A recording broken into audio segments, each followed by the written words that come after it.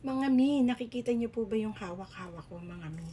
Yan po ay magnifying glass mga kamami na pwede pong gamitin ng matatanda na hindi na po makakita mga kamami at hindi na rin po makabasa. Magnifying glass yan, pwede rin nyo pong gawing bookmark pag kayo po ay nagbabasa ng Bible, libro, mga kamami kung tunay. Ito po ginagamit ko mga kamami para po makabasa ako.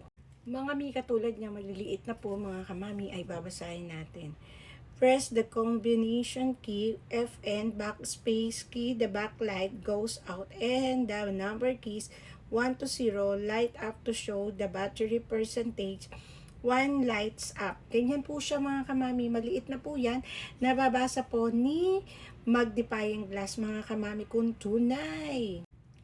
Mga ganito po yung dati kong ginagamit na magnifying glass. Alangan naman dalhin ko pa to kung saan kasi ito lang mga kamami ay magagamit mo na. Napakagaan pa, convenient pa dalhin mga kamami. Ilagay nyo lang po to sa pitaka nyo mga kamami ay meron na kayo magnifying glass. Kung lalo na po yung mga bill na hindi na natin mabasa ay mababasa po natin kay magnifying glass. Mga kamami kung tunay o diba ano pa iniintay nyo?